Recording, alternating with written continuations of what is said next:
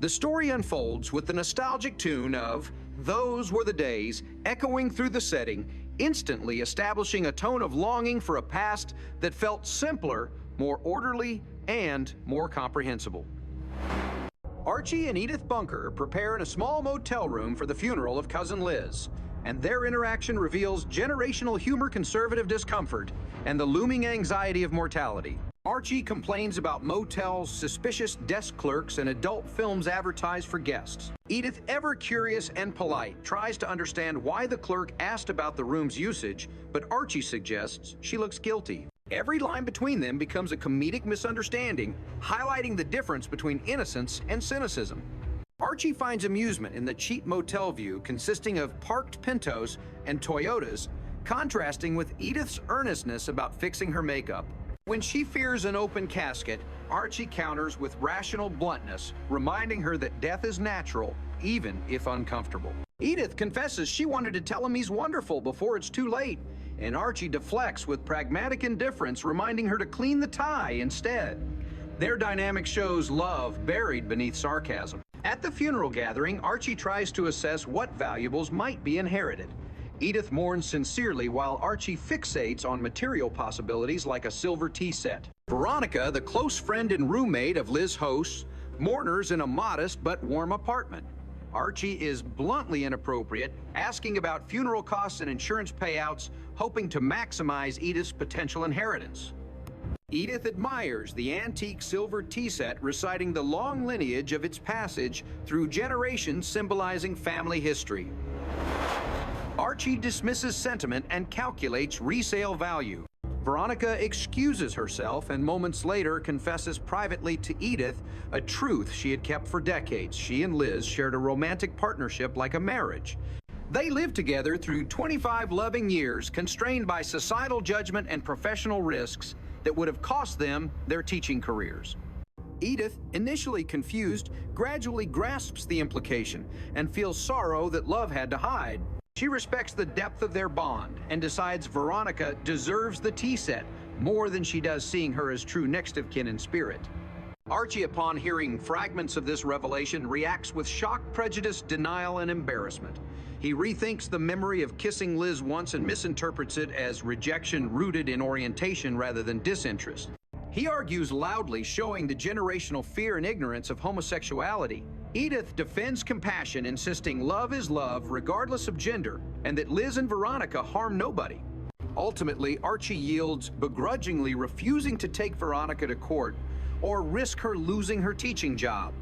He even tries to offer crude advice, telling her to find a man, yet unknowingly reveals his inner struggle, a yearning to feel morally correct while trapped in outdated beliefs. As he leaves, he steals a small sugar tong, a petty act, symbolizing his lingering greed and resistance to change. Days later, a separate episode begins with the wedding of two elderly residents of the Sunshine home. Edith offered their house as the venue volunteered to be matron of honor, promised Archie would be best man, and that she would sing "Oh Promise Me." Archie resists because he plans a fishing trip at 6:30 a.m. With Barney and Blanche at a cabin owned by an uncle cherishing the masculine ritual of outdoors escape, he demands to skip the ceremony, arguing early departure is crucial. Edith stubbornly refuses, saying breaking her promises would devastate the elderly couple. Their argument expands into a classic marital dispute, referencing past disagreements, baby names, apartments, and family preference, revealing the weight of years. Archie threatens to leave without her, illustrating selfishness disguised as practicality. Edith counters that if he abandons her, he might as well keep walking. Their fight peaks with emotional exhaustion. Eventually, Archie persuades Barney to delay departure, but only after leveraging a secret from a past hotel convention involving questionable behavior. Blanche overhears the blackmail implication and reinforces the leverage. Edith rushes to complete the cake and finds something blue for the bride. The wedding begins awkwardly, featuring Edith's slow rendition of "Oh Promise Me" corrected mid-song by switching to the bridal march. Archie rushes the reverend by urging a shortened ceremony due to his impatience. The groom Harold hides in the closet from cold feet, uncertain of marriage so late in life. But Archie lectures him on companionship, sexuality, and masculine duty. Finally, the couple wed, And despite tension, everyone celebrates modestly. When Harold hides again, refusing to face the honeymoon, Archie proposes taking the elderly newlyweds along on the trip. Barney initially refuses, but Blanche insists. Thus, the fishing trip becomes a comedic caravan, including a hesitant groom reflecting companionship and absurd generosity.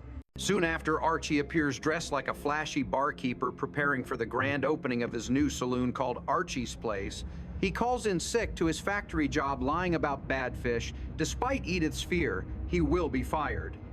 He boasts about becoming successful and proclaims he will never get too important to look down on his family, ironically missing humility. At the saloon, Archie barks orders at Harry. The bartender complains about powder in the toilet tank and micromanages stools. Harry reminds him that Archie was once a friendly patron, but now behaves like a tyrant. Annoyed, Harry quits to work at McFeeney's topless bar down the block. Carlos the busboy leaves with him. Archie loses key staff on opening night. Gloria and Michael volunteer to help. Gloria waits tables. Michael tends bar Edith hosts. Archie panics but mobilizes them. Customers arrive, including the Cleavers, celebrating their anniversary. Archie frequently interrupts Edith's storytelling to avoid wasted time, but she naturally overshares adorable anecdotes. Arrivals include church organist Mr. Bilkey to play piano, asked to keep lively tunes. The bar scenes mix flattery, cheap flirtations, generational awkwardness, and slapstick liquor orders like Harvey Wallbangers. Archie invents cocktails using random ingredients disguised by dark glasses. Gloria fends off a drunken grab using dramatic domestic abuse, lies to repel harassers. Suddenly, Mr. Sanders, Archie's loading dock boss, appears. He confronts the lie about sickness and warns Archie that saloons require financial expertise. Sanders predicts failure. In defiance, Archie quits dramatically. Harry returns briefly to retrieve his bartender guide, then leaves again, bragging about topless waitresses. Archie insists topless bars are vulgar and claims that once you've seen two, you've seen them all. Edith and Archie sing side by side to lift spirits, and the bar enjoys a rare warm moment. But shadows creep behind the laughter. Later, business declines. A bill collector arrives threatening to repossess refrigeration equipment if Archie cannot pay nearly $3,000. Comic exaggeration about daughters and widowed customers masks real financial stakes. Harry returns to taunt him. Competition thrives. Arch spirals into irritability and bitterness, throwing eggs at Barney, shouting at everyone, lamenting unpaid tabs and vanishing crowds. Friends urge him to take small mood pills, claiming truck drivers and athletes use them. Archie resists, but curiosity wins. He pockets the pills. One restless night, stimulant-induced mania surges. Archie paints the porch at 3 in the morning, shouting greetings at neighbors. He swings between manic singing and grandiose declarations. Edith pleads, but he ignores sleep, believing productivity is salvation. The pills exaggerate ambition and delusion. Eventually, he collapses into exhaustion and headaches, as their daughter, Gloria, and son-in-law, Michael, observe with concern. They interpret the behavior as addiction. Edith remains quietly frightened. At the bar again, Archie's hands tremble. He snaps at helpers, refuses food, gobbles cigars, and claims the world overeats. His denial worsens. He insists on systems and efficiency experts because newspapers say businessmen need them showing surface-level absorption of trending business jargon without real understanding. He believes the bar will flourish only if he keeps pushing harder, another sign of addiction to stimulation, productivity, and pride. Michael gently offers help, but Archie denies his decline. The jukebox, empty stools, unpaid bills, and lonely cigar smoke reveal decay. Still a vestige of pride flickers. He declares one bar could become 2, each doubling success. He imagines expansion before mastering the basics. His family loves him but watches helplessly, knowing he clings to dignity through business identity. The tone becomes tragicomic, portraying the slow collapse of an ordinary working man seduced by the American dream's pressures. The bar is not merely a business. It is Archie's attempt to override aging irrelevance, economic vulnerability, and fear of change. Pill's pride and impatience fuse into combustible chaos. Yet beneath comedic arguments, we see emotional truth aging men witnessing a world that no longer resembles their youth scrambling to assert authority.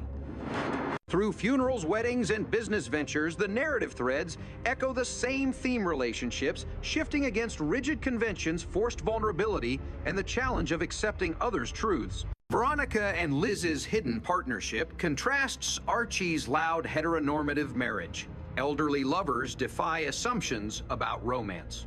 Archie's saloon dream challenges class mobility and reveals capitalism's strain on working families. Edith's soft resilience becomes the moral anchor of every situation. By the end of this portion, the bar's dim hum and Archie's trembling resolve paint an intimate portrait of fragility disguised as bravado. As the night drifts into silence, his family sits close sipping drinks.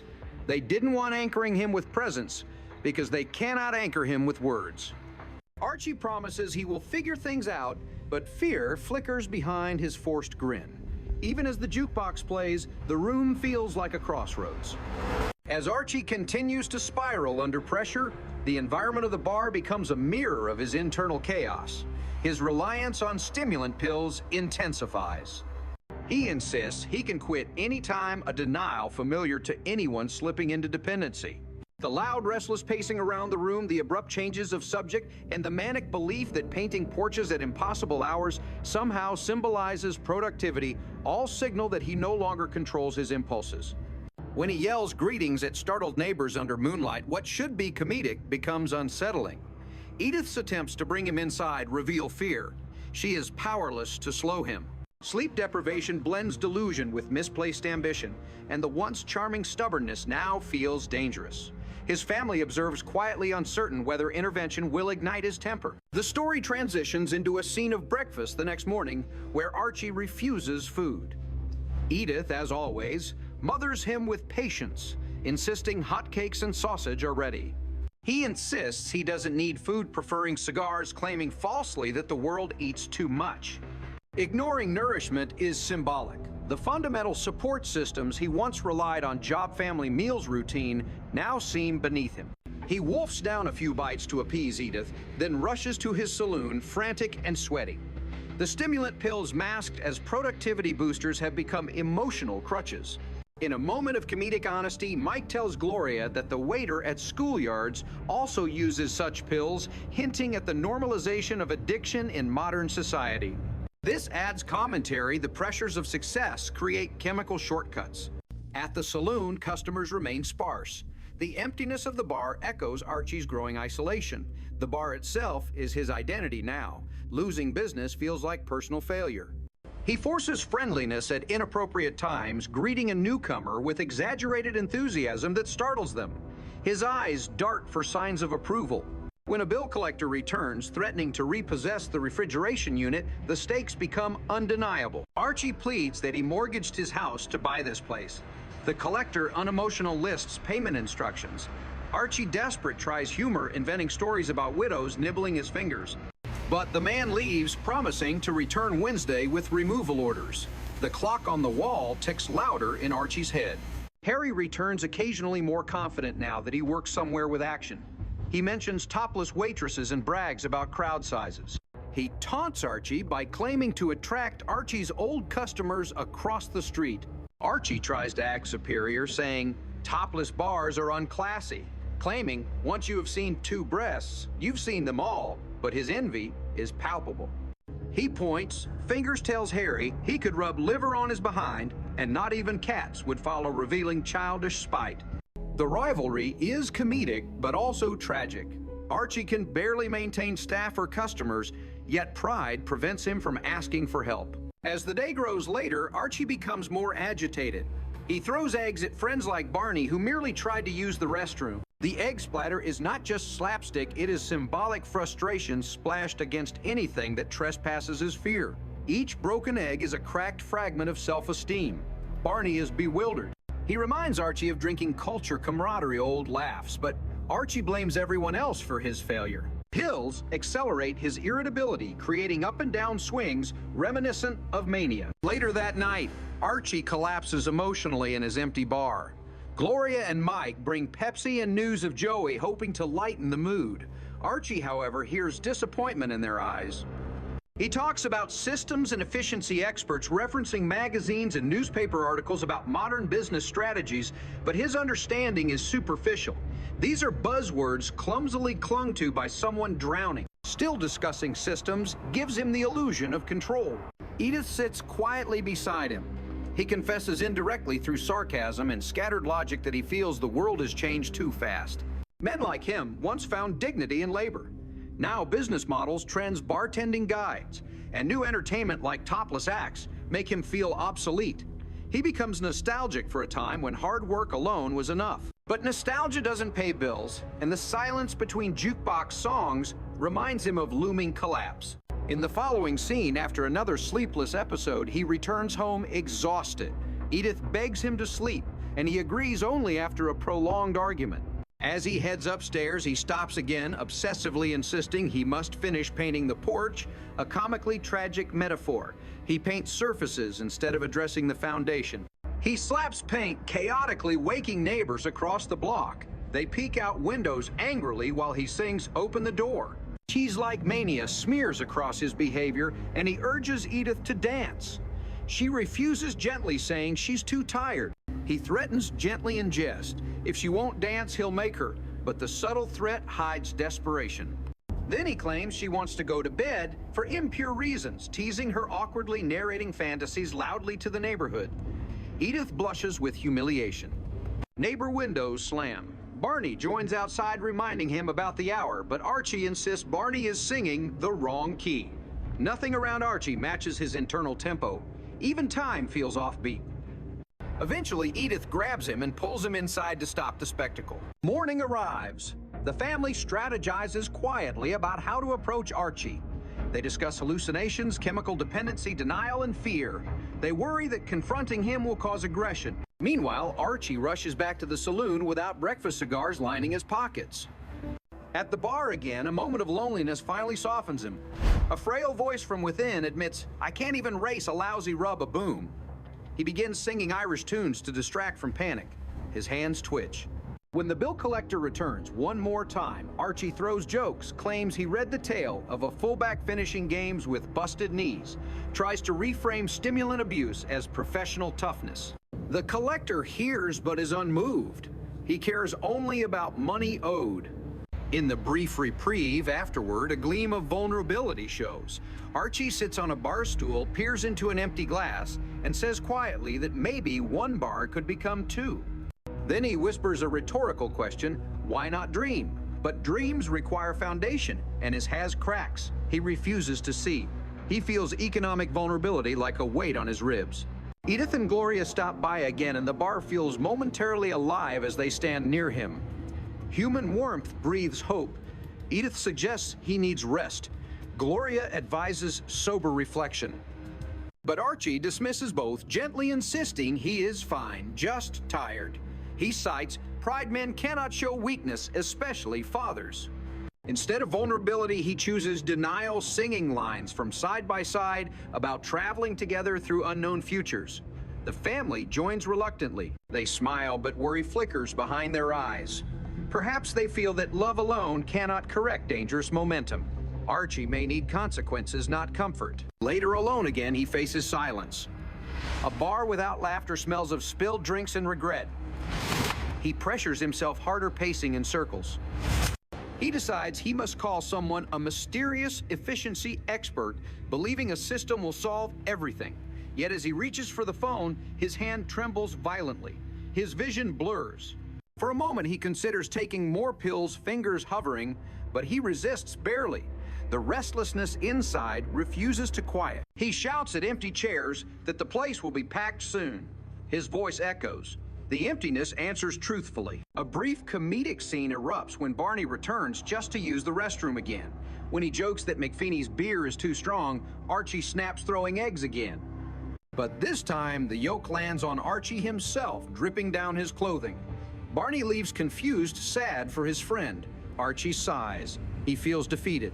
The egg becomes symbolic of fragile identity cracking. Later still, the stimulant ebbs, causing profound exhaustion. Archie falls asleep at the counterface pressed against wood. Edith comes to collect him. She whispers his name gently. He stirs confused and asks if customers arrived. She shakes her head. He lowers his gaze. The truth now weighs heavier than humiliation. When they leave the bar in silence, grandma-like streetlights illuminate the lonely sidewalks. Archie walks slowly, no bravado left. Edith whispers that she's proud he tried a gesture of emotional rescue, but Archie barely replies. The narrative pauses not with comedic punchlines, but with the quiet suffering of ordinary Americans struggling to keep up with the world. The thematic arc across these episodes deepens. Each storyline reveals society changing faster than older generations can adjust. Liz and Veronica's relationship shows hidden love suppressed by hostile norms. The elderly couple's wedding illustrates the pursuit of companionship even against age stereotypes. Archie's business collapse demonstrates the accelerating pace of capitalism competition novelty acts and the decline of neighborhood bars. Beneath comedic banter lies fear of irrelevance, vulnerability, change difference, and invisibility. Edith the Emotional Compass shows empathy toward all groups, queer couples, elderly lovers, failing businessmen. She embodies compassion amid chaos. The narrative implies that true success isn't profit but relationships, the very thing Archie fails to nurture while chasing financial validation. His bar collapses because he doesn't listen, engage, or adapt. He wants authority, not hospitality. Bars thrive on warmth, not ego. Meanwhile, his pill episodes reveal stress's toxic expression when trapped behind masculinity's expectations. Archie represents a generation told never to cry, never to doubt, never to fail. As these shields crack, frustration spills like broken eggs on barroom floors. And yet, comedy rescues tragedy from despair. Every moment is framed with laughter, musical interludes, and neighborly banter.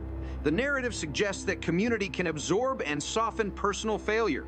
Even if Archie loses the saloon, he still has Edith's forgiveness, Gloria's concern, and Mike's hesitant affection. The warm glow of family remains lit even as business lights dim. Laughter becomes a life raft. As the part closes, Archie sits at a bar stool alone, humming softly.